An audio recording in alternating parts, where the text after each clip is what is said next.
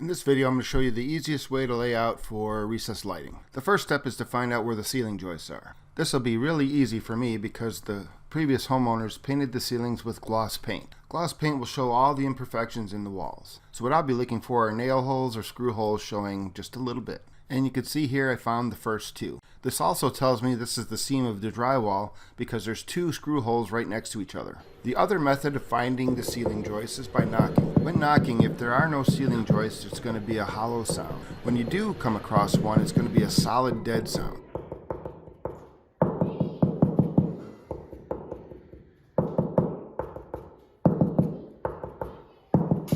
Did you hear the difference? Leave a comment in the comment section if you could. If you're not sure of the exact location, you can check with a screw or a nail to make sure you found the studs. Once I know where they are, I mark a couple of them out on the ceiling. Then I double check to make sure what the centers are. In my case, it's 16 inches on center. Then I measure over from the wall to the first stud I have laid out. You can see here it's 9.5 inches. Now from the same wall, I'll take that 9.5 inch dimension and mark it on the floor.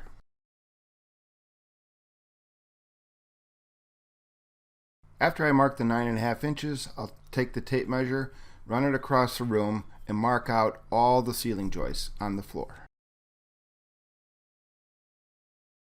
16-inch on centers is the most common layout used, and they are marked out on most tape measures with a red square. Now I'll lay out all the centers.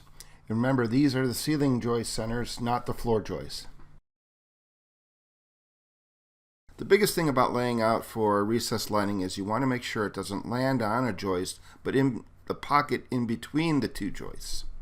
Once I get a measurement from the wall, I check the other side to make sure it doesn't land on a joist from that side. I want the lights to be even on both sides, so if it's 36 inches from this wall, then I want it to be 36 inches from the other wall. If it does land on a joist, then I can make an adjustment. You'll also see I'm writing all my dimensions down on the floor.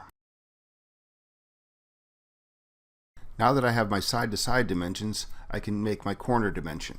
My ceiling and floor joists run in this direction, from front of the house to the back of the house. So I won't have to worry about any obstructions from the front of the house, except for one, and that's cross bracing. Because my lights are very thin and they're LED, I don't have to worry about that problem. So for the four corners of the room, I want all the dimensions to be the same. If I have a 36-inch dimension from the side wall, I want it to be 36 inches off the front wall. And I want this dimension to be the same on all four corners. Then I measure the center of the room from front to back, then 36 inches out, and that will give me my center light. Here's an overview of how it laid out. One thing I forgot to mention when I was laying this out, I had two existing lights near the fireplace that I had to make sure that we didn't land into that pocket. This is one other thing I had to look out for when doing my layout. Once I was finished with the layout, I took a couple of the lights, set them on the floor, just to make sure they came out the way I wanted. Now I'll take my laser, which has a plumb dot on it, and transfer my lines from the floor to the ceiling. So what I'll do is put the laser in the stand, then I'll line the dot with my center line for the lights that I laid out on the floor. Then I'll look up to the ceiling, and that dot represents the center of the light. Then I'll take the template from the LED light kit that I bought and align the center hole on the template with the red dot from the laser. Then I'll take a pencil and trace the template out. My LED lights require a 4-inch hole, and I used their template. I could have also used a compass to make the 4-inch hole, or a 4-inch hole saw. I didn't have either one of those, so I just used the template.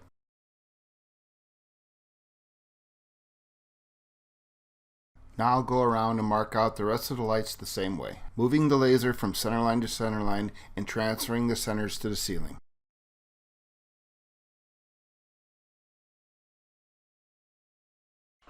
After I have them all marked out, I'll get my drywall router and cut the holes.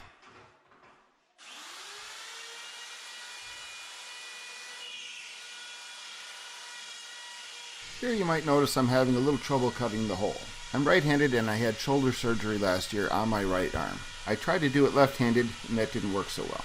I don't have a lot of control or strength using my arm overhead, so cutting the hole out was a little awkward.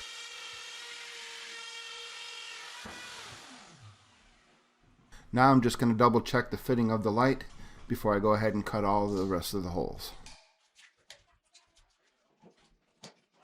Looks like a perfect fit, So I'll go on and cut the rest of the holes.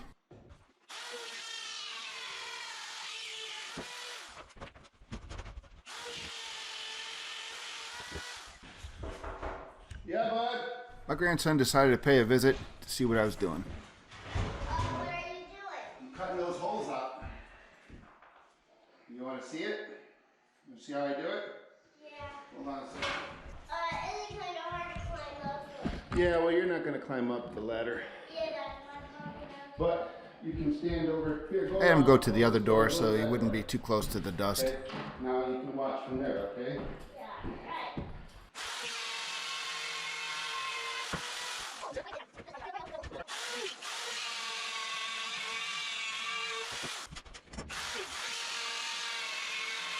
In the next video, I'll show you how I wired the lights. Until next time, thanks for watching.